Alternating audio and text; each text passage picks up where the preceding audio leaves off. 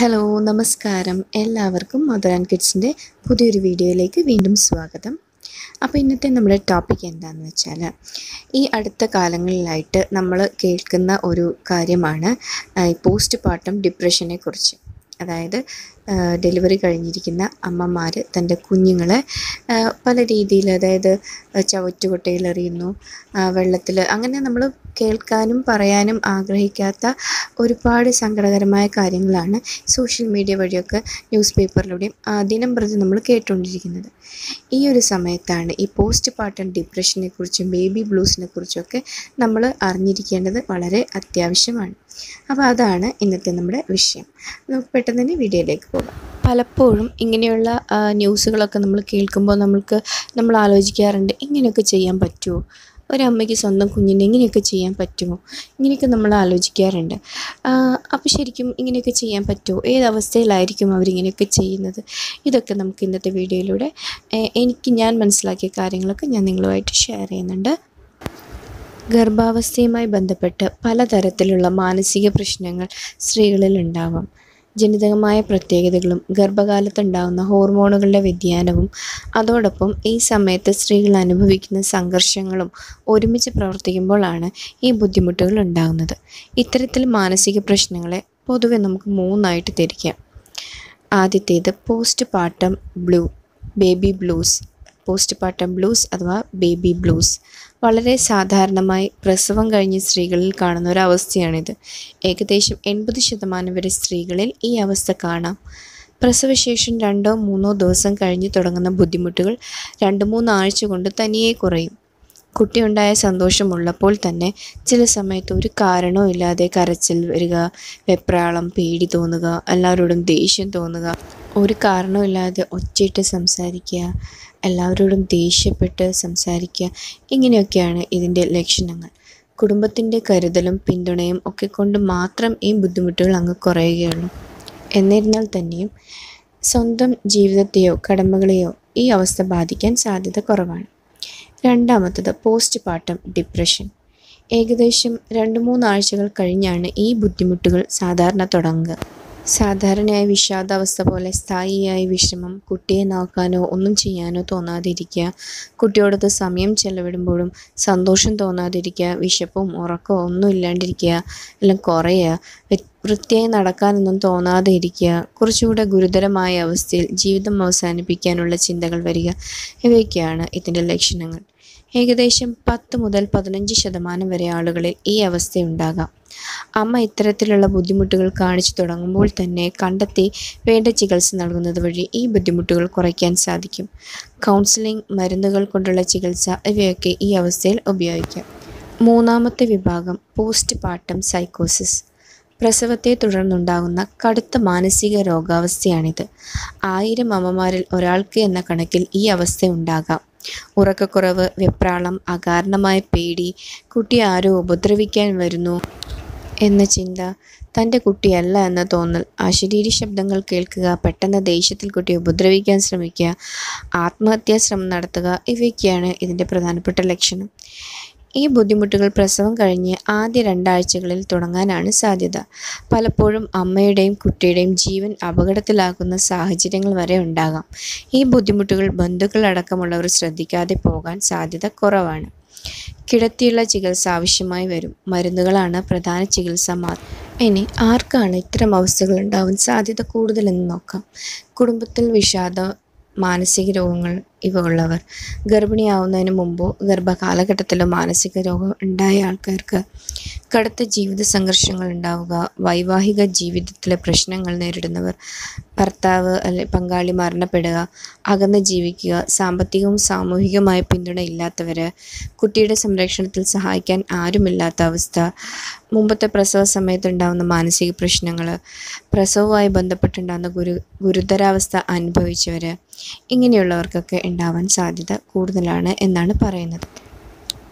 ഒരു സ്ത്രീ പ്രസവം കഴിഞ്ഞ് വീട്ടിൽ എത്തുന്ന ആ സമയം മുതൽ തുടങ്ങും.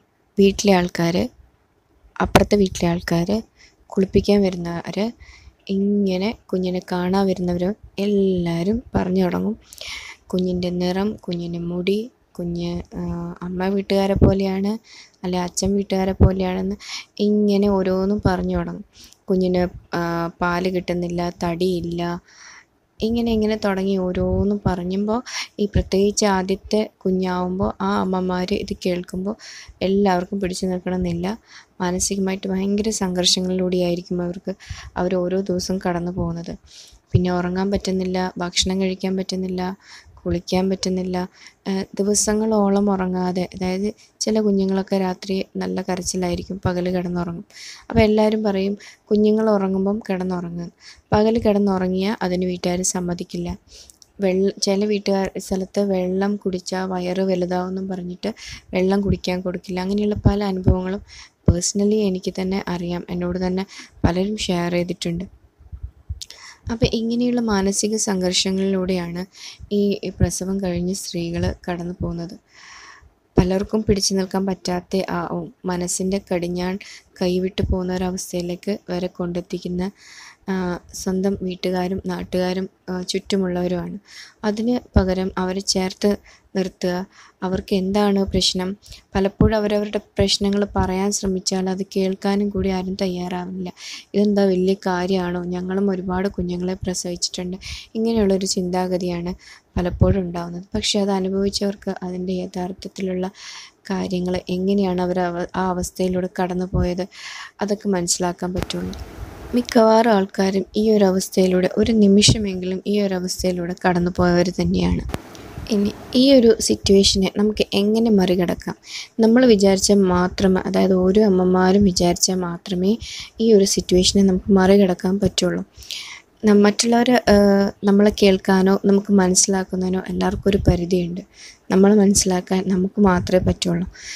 ഈ ഒരു അവസ്ഥയിൽ നിന്ന്, ഈ ഒരു പിരിമുറുക്കത്തിൽ നിന്ന് മറികടക്കണമെന്ന് നമ്മൾ തന്നെ ചിന്തിച്ചാൽ മാത്രമേ ആ ഒരു അവസ്ഥയിൽ നിന്ന്, ആ ഒരു പിരിമുറുക്കത്തിൽ നിന്ന് പുറത്തേക്ക് വരാനും നല്ലൊരു ജീവിതം, നമ്മുടെ കുഞ്ഞുമായിട്ടുള്ള നല്ലൊരു സമയം സ്പെൻഡ് ചെയ്യാനും നമുക്ക് പറ്റുകയുള്ളൂ. നമ്മുടെ കുഞ്ഞിനെ വളർത്തിയെടുക്കേണ്ടത് നമ്മളുടെ കടമയാണ്, ഒരു കുടുംബത്തിൻ്റെ മുഴുവൻ കടമയാണെന്ന് മനസ്സിലാക്കിയാൽ മാത്രമേ നമുക്കതിന് സാധിക്കുകയുള്ളൂ. ഈ ഒരു അവസ്ഥയിലൂടെ കടന്നുപോയൊരു അമ്മ തന്നെയാണ് ഞാൻ. പുറം നാട്ടിൽ കൂടെ ആരും ഇല്ലാണ്ട് അധികം പ്രായവ്യത്യാസമില്ലാത്ത 3 കുഞ്ഞുങ്ങളുമായിട്ട് ഒരു കൈ സഹായം ഇല്ലാണ്ട് പല മാനസിക സംഘർഷങ്ങളിലൂടെ കടന്നു പോയിട്ടുണ്ട്. ആ ഒരു സിറ്റുവേഷനിലും എനിക്ക് ഉയരണം, എനിക്ക് എൻ്റെ കുഞ്ഞുങ്ങളെ നല്ല രീതിയിൽ നോക്കണം എന്നുള്ള ഒരു തിരിച്ചറിവ് തന്നെയാണ് അവിടെ നിന്നും ഉയരാൻ എനിക്ക് പറ്റിയത്. ആ ഒരു മാനസിക സംഘർഷത്തിൽ നിന്ന് പുറത്തേക്ക് ചാടാൻ വേണ്ടി എനിക്ക് പറ്റിയത്. ഇങ്ങനെയുള്ള ഓരോ അമ്മമാരുടെ അനുഭവങ്ങളും പുതിയ അമ്മമാർക്ക് അതൊരു പ്രചോദനമാണ്. ഞങ്ങൾക്ക് ഈ ഒരു അവസ്ഥയിൽ നിന്ന് ഉയരാൻ വേണ്ടി പറ്റും, ഈ ഒരു അവസ്ഥയെ മറികടക്കാം എന്ന് സ്വയം മനസ്സിലാക്കി അതിന് വേണ്ട കാര്യങ്ങൾ, അതായത് നമ്മൾക്ക് വേണ്ടിയുള്ള സമയം കണ്ടെത്തുക. എങ്കിൽ മാത്രമേ നമുക്ക് കുതിച്ചുയരാൻ പറ്റുള്ളൂ. നമ്മൾക്ക് ഈ മാനസിക സംഘർഷങ്ങളിൽ നിന്നൊക്കെ മാറി നല്ലൊരു ജീവിതം നയിക്കാൻ പറ്റുകയുള്ളൂ.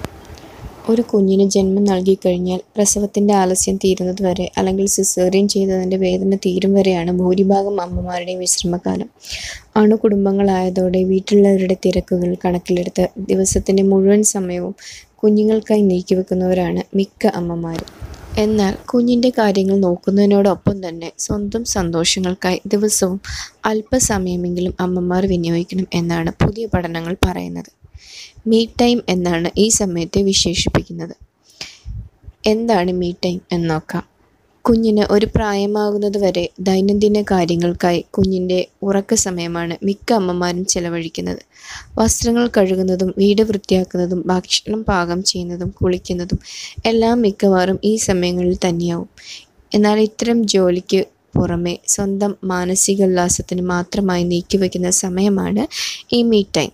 കുഞ്ഞിൻ്റെ പരിചരണമടക്കം മറ്റെല്ലാ പ്രവൃത്തികളിൽ നിന്നും മാറി അല്പസമയം സന്തോഷത്തിനായി ചിലവഴിക്കുക എന്നതാണ് ഇതുകൊണ്ട് അർത്ഥമാക്കുന്നത്. മീ ടൈം അത്യാവശ്യമാകുന്നത് എന്തുകൊണ്ട്? കുഞ്ഞിനൊപ്പം ചെലവഴിക്കുന്ന ഓരോ നിമിഷവും ഏറ്റവും സന്തോഷം നിറഞ്ഞതാണെങ്കിലും സ്വന്തം ഇഷ്ടങ്ങൾക്കായി അല്പസമയം നീക്കിവയ്ക്കേണ്ടത് അമ്മമാരുടെ മാനസികാരോഗ്യത്തിന് അത്യാവശ്യമാണ്. കുഞ്ഞ് ജനിച്ച് ആദ്യ 5-6 മാസങ്ങളിൽ ശരിയായ വിശ്രമവും ഉറക്കവും മിക്കവർക്കും ലഭിക്കാറില്ല. ഇതോടൊപ്പം കുഞ്ഞിൻ്റെ പരിചരണം മാത്രം ദിനചര്യ ആകുന്നതോടെ മാനസിക പിരിമുറുക്കങ്ങൾ ഉണ്ടാവാനുള്ള സാധ്യത ഏറെയാണ്. ചിലരിൽ ഇത് വിഷാദരോഗം, ഉത്കണ്ഠ എന്നിവയിലേക്ക് വരെ നയിക്കാം എന്ന് പഠനങ്ങൾ പറയുന്നു.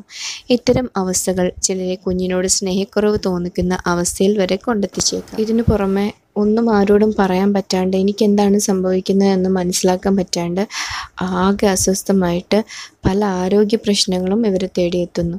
വിട്ടുമാറാത്ത തലവേദന, പുറം വേദന, പെട്ടെന്ന് രോഗം പിടിപെടാനുള്ള സാധ്യത, ഹൃദ്രോഗങ്ങൾക്കുള്ള സാധ്യത, അമിതഭാരം എന്നിവയെല്ലാം ഇതിൽപ്പെടും. സ്വന്തം ആരോഗ്യം ശ്രദ്ധിക്കുന്നതിന് വേണ്ടി കൂടി വിനിയോഗിക്കേണ്ടതാണ് ഈ മീ ടൈം. സ്വന്തം കാര്യങ്ങളിൽ തീരെ ശ്രദ്ധ കൊടുക്കാതെ ശിശു പരിപാലനം മാത്രമായി ഒതുങ്ങുന്നത് തെറ്റായ പ്രവണതയാണ്. ഉന്മേഷക്കുറവും കുഞ്ഞിൻ്റെ കാര്യങ്ങൾ എത്ര ശ്രദ്ധിച്ചാലും അതിൽ തൃപ്തി കണ്ടെത്താനാവാതെ വരുന്നതും പെട്ടെന്ന് ദേഷ്യം വരുന്നതുമെല്ലാം ഈ തെറ്റായ പരിപാലന രീതിയുടെ ഭാഗങ്ങളാണ്. ഇത്തരം മാനസികാവസ്ഥകൾ ഉള്ള അമ്മമാർ ചിലപ്പോൾ കുഞ്ഞുങ്ങളെ ഉപദ്രവിക്കുന്നതിൽ വരെ കാര്യങ്ങൾ കൊണ്ട് ചെന്നെത്തിച്ചേക്കാം. അതിനാൽ ഇടതടവില്ലാതെയുള്ള പരിപാലനത്തിൽ നിന്നും ഒന്നകന്ന് അല്പസമയം സ്വയം സന്തോഷത്തിനായി ചെലവഴിക്കുന്നത് പുത്തൻ ഉണർവോടെ കുഞ്ഞിനരികിലെത്താൻ അമ്മമാരെ സഹായിക്കും. സ്വന്തം കാര്യങ്ങളിൽ കൂടി ശ്രദ്ധ നൽകുന്നതിലൂടെ നിങ്ങൾ കുഞ്ഞിന് നല്ലൊരു മാതൃകയാവുകയാണ്. സ്വന്തം ആരോഗ്യം കാത്തു സൂക്ഷിച്ച് സന്തോഷത്തോടെ പ്രവൃത്തികളിൽ ഏർപ്പെടണമെന്ന പാഠമാണ് നിങ്ങളിൽ നിന്നും കുഞ്ഞിന് ലഭിക്കുന്നത്. ഇതിനു പുറമെ മറ്റുള്ളവരുമായി ഇടപഴകാനും അതുവഴി മാനസിക വളർച്ച കൈവരിക്കാനും കുഞ്ഞിനും സാധിക്കുന്നു. സ്വയം സമയം എങ്ങനെ ചെലവഴിക്കാം? വീട്ടുജോലികളോ ദിനചര്യകളോ ചെയ്യാനുള്ള സമയമാണ് മീ ടൈം എന്ന് ചിന്തിക്കരുത്.